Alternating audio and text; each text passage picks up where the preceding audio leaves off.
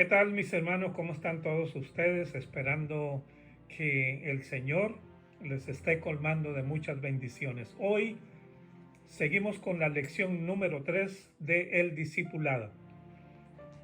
En las dos lecciones anteriores hemos aprendido varias enseñanzas y que con el tiempo nos van a permitir empezar una vida verdadera en lo que significa ser discípulo del Mesías.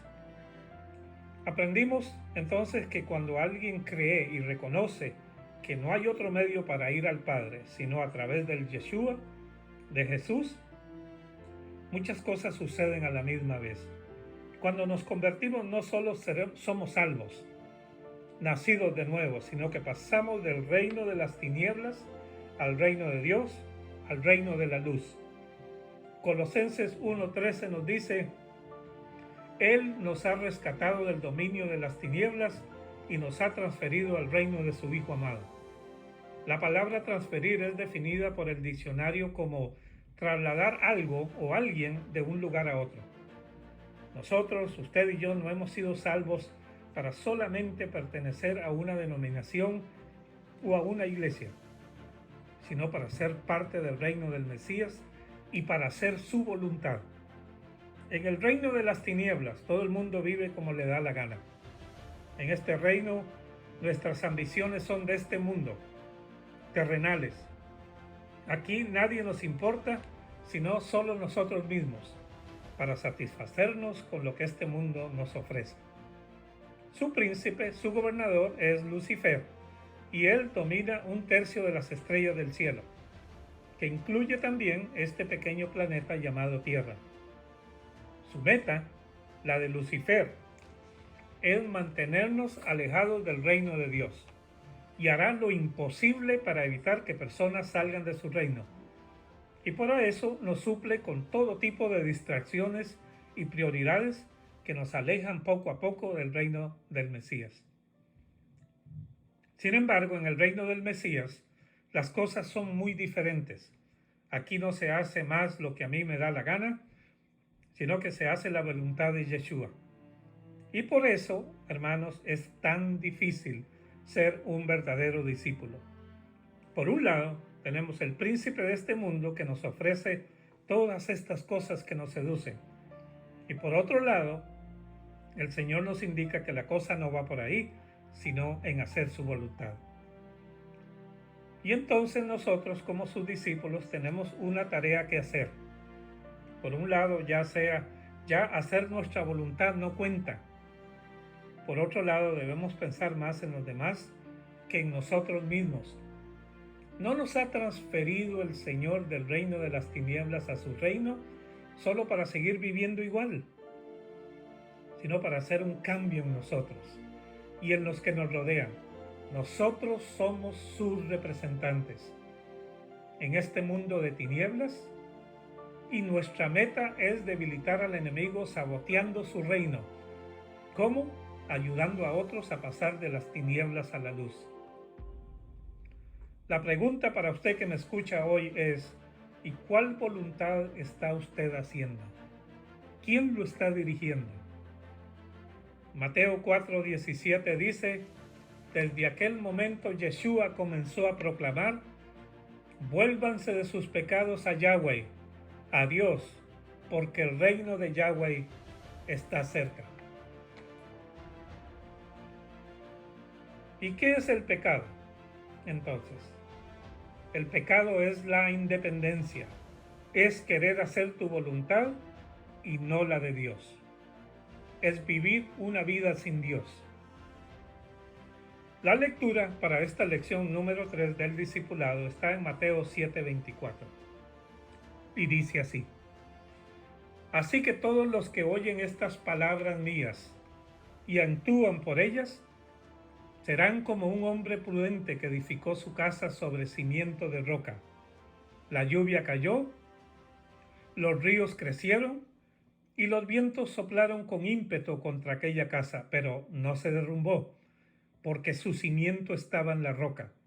Pero cualquiera que oye estas palabras mías y no las pone por obra, será como un hombre imprudente que edificó su casa sobre arena, la lluvia cayó, Los ríos crecieron, el viento sopló con ímpetu contra la casa y se derrumbó.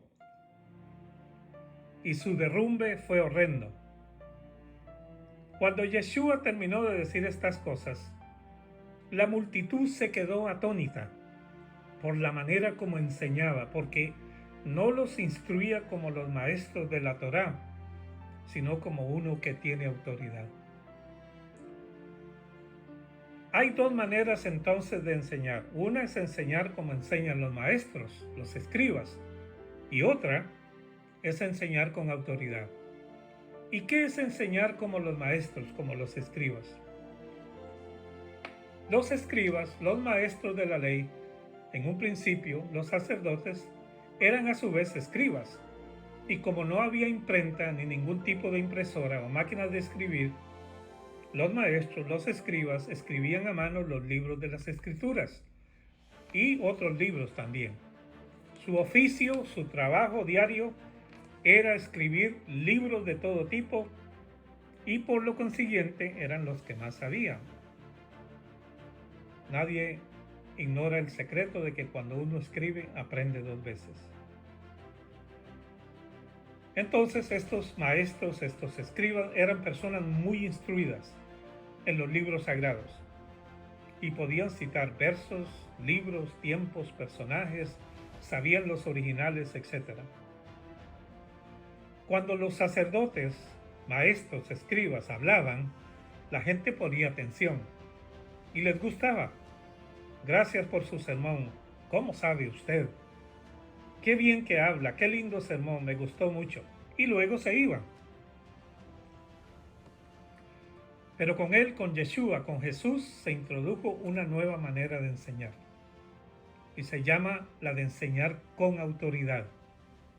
¿Y qué es enseñar con autoridad? No es solamente preparar un sermón y predicarlo. Algunos dicen, bueno, enseñar con autoridad quiere decir que uno tiene que tener la unción del Señor. Sí, en cierta manera sí, pero eso no es todo. Otros dicen, enseñar con autoridad es saber lo que uno está diciendo. Puede ser. Otros, ¿será practicar lo que uno enseña? Bueno, sí, es parte, pero no es todo. Finalmente, enseñar con autoridad es que las personas hagan lo que uno enseña. Si la gente te dice, pero qué lindo sermón, y no hacen lo que el sermón decía, de nada vale. ¿Qué dijo Yeshua? El que oye mis palabras y no actúan en ellas es como un hombre imprudente. Pero el que las oye y actúa en ellas es como un hombre o una mujer prudente o sensata. No tiene ningún sentido, hermanos, escuchar enseñanzas o comprar DVDs o colorear la Biblia si no hacemos lo que escuchamos.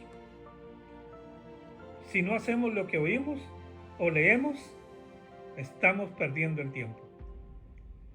Por ejemplo, si un instructor de violín da clases de violín y la gente viene a aprender y la gente se sienta al frente del instructor y él empieza a tocar el violín. La gente se siente muy a gusto de escucharlo y al final de la lección el instructor les dice, recuerde que tenemos otra clase el sábado de 7 a 9 y también el martes a la misma hora de 7 a 9. No se olviden.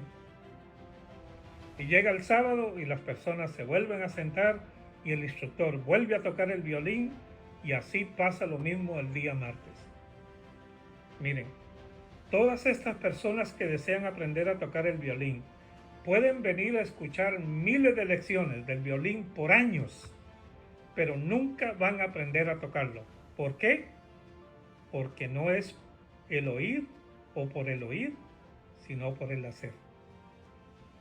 Tiene cada persona por obligación que sentarse con el instructor, empezar a tocar las teclas y aprender a hacer música. Y así igual con todo. Con el fútbol que todos conocemos, si yo escucho charlas y charlas acerca del fútbol y no toco el balón, nunca voy a aprender a jugarlo. Por eso es que en nuestras denominaciones o en iglesias Hay un fenómeno rarísimo que se llama eterna niñez. Gente que nunca crece. Son eternos bebés porque el crecimiento espiritual viene no por oír muchos sermones y muchas charlas, sino por hacerlos, por ponerlos en práctica. El crecimiento viene cuando obedecemos y así crecemos en la medida no que oigamos, sino que hagamos.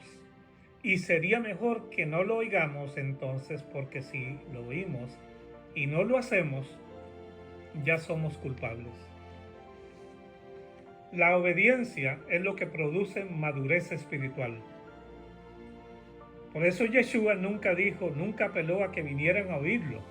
No, él apeló a la gente a que lo siguieran, a que le obedecieran, a que fueran sus discípulos. Las iglesias de hoy en día usan y promueven el sistema de oír nada más.